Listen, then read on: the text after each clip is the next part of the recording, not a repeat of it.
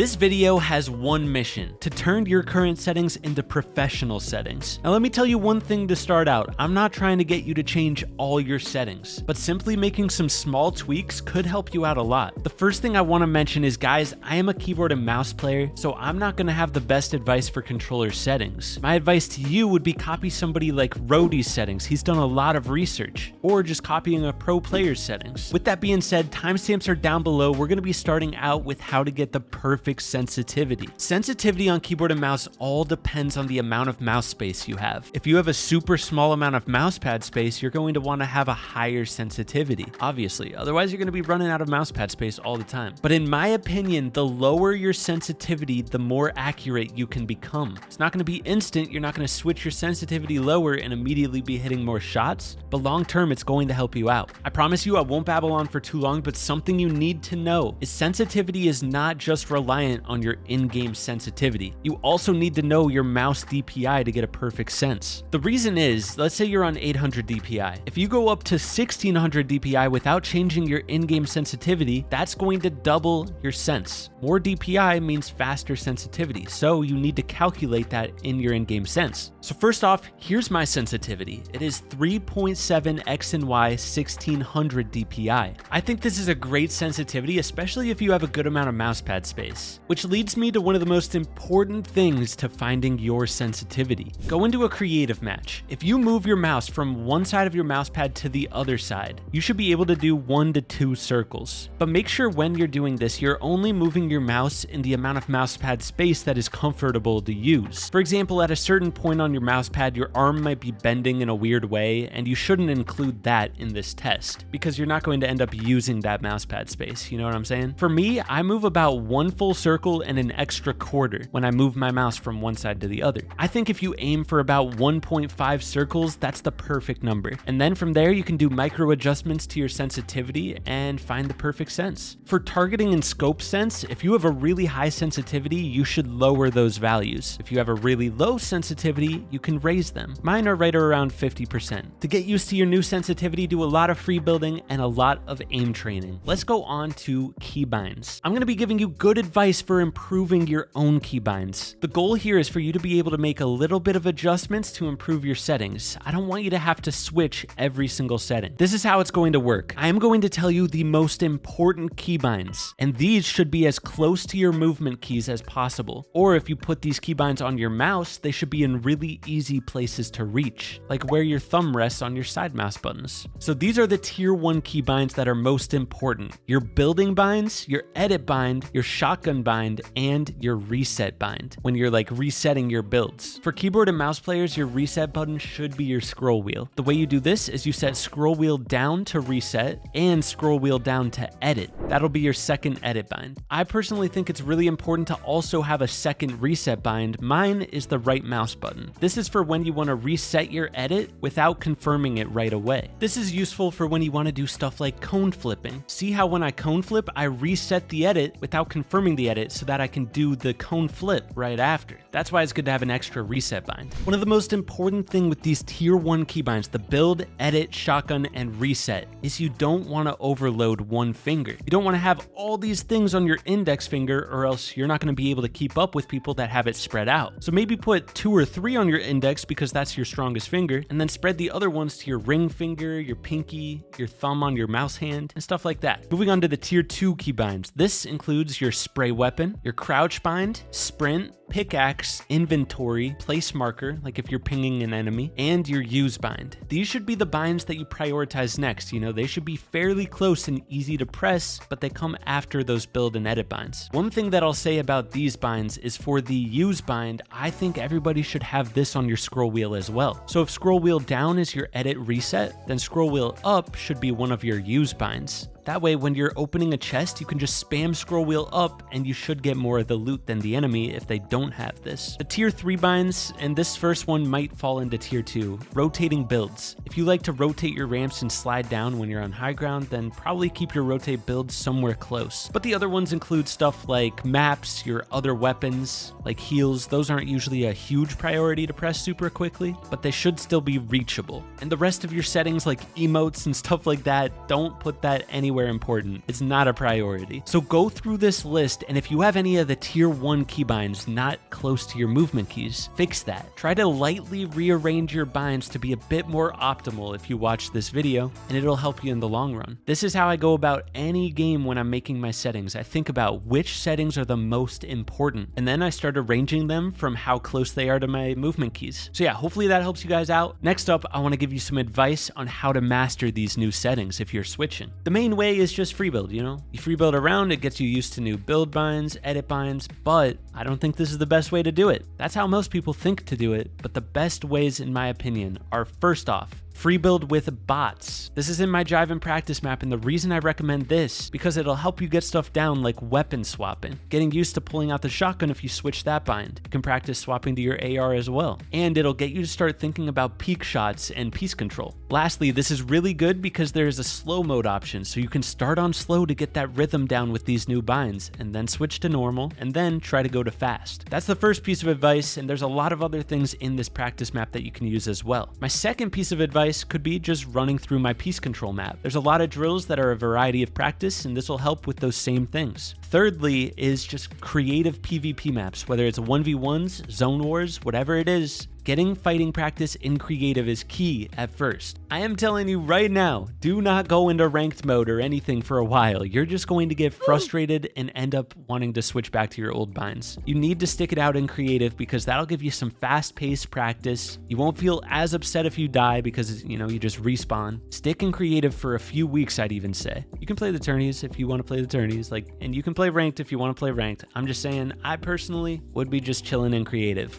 I have a lot of creative maps, you know, final moving zone wars, cinematic 1v1s, all-in-one 1v1s, tons of stuff to help you out. All those are linked down below. Lastly, I get asked about my settings all the time, and if you guys have seen my videos in the past, you know I have a bad pinky, which is why my settings aren't the most optimal, and I don't recommend copying them. I will say this, my sensitivity is top tier. I do recommend it, especially if you have a lot of mousepad space, and my display settings are solid too, but the keybinds, not the best. Regardless, I'll show it to you. If you want to copy it, you do you. With all that being said, if you guys do end up switching keybinds or sensitivities in this video, you're going to want to go back. You're going to be thinking to yourself, man, I wish I didn't change my settings. I wish I could just go back. You know what? I think I will just go back. Don't let those thoughts win. Short term, it's going to be miserable trying to change your settings. You're going to feel like a total drone, but long term, if you stick with it, it's going to make you so much better. I would say give it at least a month. Like, you should probably get them down decently in like 2 or 3 weeks. Everybody has different speeds, but give it a month, and if you want to go back even after a month, then go ahead.